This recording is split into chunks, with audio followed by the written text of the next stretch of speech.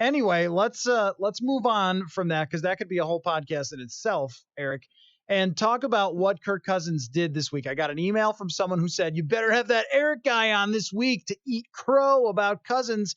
Well, Eric, this is kind of Cousins' career, though, right? I mean, it's great games, it's not great games, it's all over the map for him.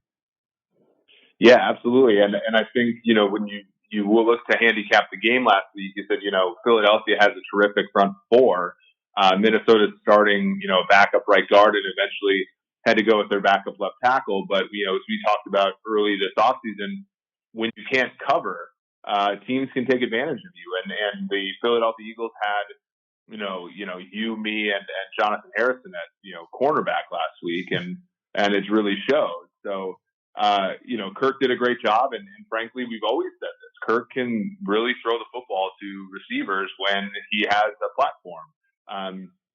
But the question mark becomes you go into this week, and I think Detroit's defense is not messing around. And, they've played extremely well against a pretty tough schedule. And they're going to have to continue to improve offensively if they're going to have some success this week because, as you said, Kirk's had success against a lot of teams with bad defenses over the course of his career in Minnesota. It's the question of can he go on the road and beat a good team with a good defense? Well, let's talk about that a little more with Detroit because of the referees. They sink all the way to the bottom of the NFC North when they deserve to win the other night, clearly. And the games that I've watched of theirs, I think they deserve to be respected as a team and as a defense and what they have as a roster and the way that they're coaching right now. But something that really stuck out to me, and I ran it by Mike Zimmer today, is they're taking a lot of deep shots down the field. And that's interesting. And I think it really fits their personnel quite well. Marvin Jones, in my mind, is the most underrated receiver in the league. Kenny Golladay can go up and get it. After a few years of Jim Bob Cooter and throwing short, now they're going deep down the field. I think it's quite a big change that the Vikings will have to face here. Yeah, I think at least going into the week, Stafford was leading the NFL in average depth of target, and I don't think it would have gone down after the other day. It is a drastic shift in the way that they're operating. And kudos to Darrell Bevel for coming in and seeing that, the offense for what it was. They're pretty solid up front offensively, so they can do some of those play action deep drops. Their tight end is very athletic out of Iowa, TJ Hawkinson, and as you said, they're two wide receivers. I mean, I don't think they're on the level of Diggs and Thielen, but I think if you put in Stafford, I think that trio is probably every bit as good as the Vikings trio of Cousins, Thielen, and Diggs. So it's going to be a lot to contend with for Minnesota, and they made some plays against Green Bay, and Green Bay, as we know, is not a terrible defense. They have some pretty solid talent up front, so it will be a challenge on both sides of the ball for the Vikings. So my biggest question, Eric, is will Detroit fall for the trap?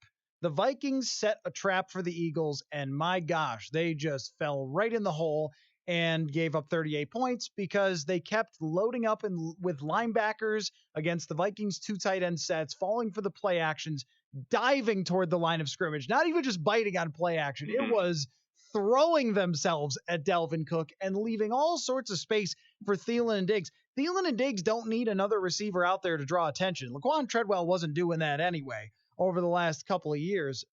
So if it's only those two receivers, they could get open on their own no matter what coverage you're throwing at them. And I feel like the Vikings are going to set this trap each week for teams, and they are going to beat them with play actions and throws down the field if they continue to focus solely on Dalvin Cook. Yeah, and one thing with the Matt Patricia defense, I mean, he has his faults as a head coach, but he was the guy that set out the blueprint for the Patriots to shut down the Rams in the Super Bowl. I think in week 13 or 14 last year, they stopped going after the jet sweep. They stopped. They set the edge against the Rams outside run game. They're really solid in terms of just a schematic defense. And what we saw the other night against Green Bay is they're not necessarily going to rush the passer as effectively as a team like Minnesota. They're going to stay disciplined. They're not going to let the quarterback out of the pocket. And what they're going to do is cover. And, Justin Coleman, their nickel guy, has been probably the best free agent signing in the NFL this year. I think he's one of the top, I just looked at our wins above replacement metric. He's one of the top corners in the NFL in that measure. A smart thing for Minnesota would be to keep him off the field by playing heavier personnel. But I don't think that Patricia's defense is going to be so undisciplined so as to go after the run game because of, I think, take everything else away, he's very good at scheming. If you're the Vikings, you got to hope that that extra day that they have off, that Detroit doesn't have off, will help them. But I think they're in for a fight here, and I don't think Detroit's going to give them any easy yards. I'm looking at Justin Coleman right now in his snap counts, and he's usually playing almost the whole game out there in the slot corner position. And I don't think Patricia is going to take him off the field, even when the Vikings put out Irv Smith. I think that what's interesting about watching the film here is how well Irv Smith has blocked has sort of made this work for the Vikings. And I didn't expect that. Rookie tight ends usually come in and get steamrolled by NFL players. But having Irv Smith be able to come in and block, come in and run routes, even though he doesn't have great fantasy stats, I think he's a real key domino that this team did not have last year. Yeah, I mean, absolutely. If you look at, so I'm just looking at the Vikings right now, Smith is a top 10 player for them in terms of adding value because of all the things you say. The balls that are thrown to him in the passing game turn into positive plays. And as you said, he's making, one of the Vikings running game is one of the more valuable in the NFL. And he's a huge contributor to that. So, good on the Vikings. He's right there with Brian O'Neill. Like the last couple second round picks that they've had have turned out to be pretty solid players. Let me ask you another thing about this, and then I want to get to Jalen Ramsey.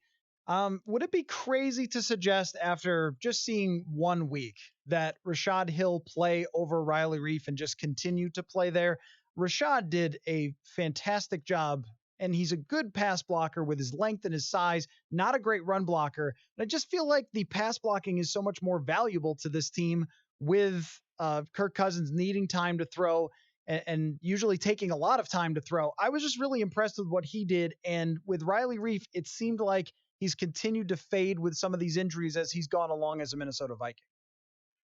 Right, and I haven't listened to the show this week, but Alex Boone could probably tell you that there are some players who just block better on one side of the ball than the other. I mean, it's sort of like batting left-handed in baseball versus if you're actually naturally right-handed. There are some players that are awesome and they can sort of go back and forth, but there are some that struggle. And then the fact of the matter is most teams are right-handed running teams. So if you're playing right tackle, you have to sort of set the point of attack on some players who are athletically better than you. And to Brian O'Neill's credit, he's a good athlete himself. Yeah. So he really sort of does the job really well.